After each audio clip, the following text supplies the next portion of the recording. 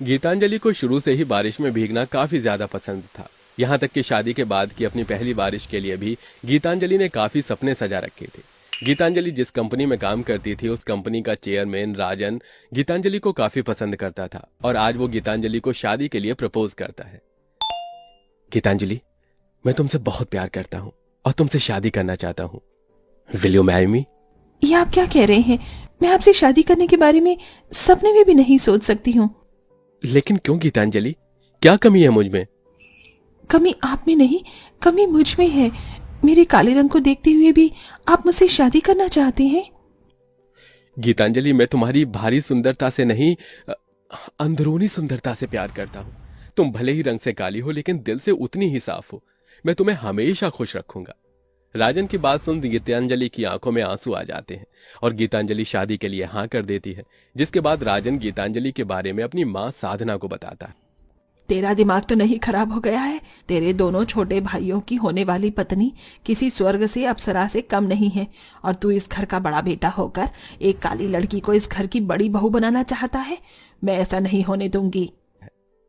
मैंने आपसे राय नहीं ली है, मैं सिर्फ आपको बता रहा हूं। अगर मैं शादी करूंगा तो गीतांजलि से, वरना जिंदगी भर कुंवारा रहूंगा।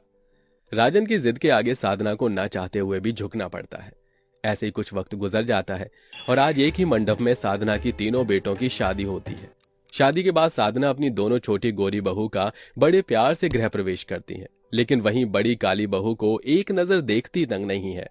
ऐसे ही शादी का पहला दिन गुजर जाता है।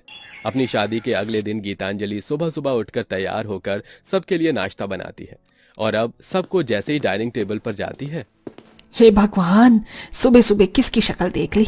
अब तो सारा दिन खराब जाएगा। माँ जी, आप ऐसे क्यों कह रही हैं? मैं तो आप सबके लिए नाश्ता बनाकर लेकर आई थी। तेरे इन काले हाथों का नाश्ता करने से अच्छा है कि मैं भूखी ही मर जाऊं। कितने काले हाथ हैं इसके? इसके हाथ का लगा हुआ तो मैं पानी तक न पीऊं और न ही छूं।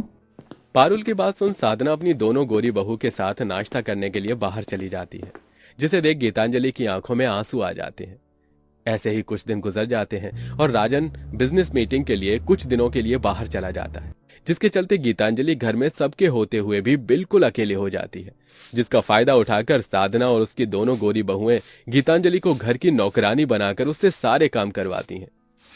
सारा काम खत्म हो गया, अब जल्दी से बर्तन धोकर नहा लेती हूँ।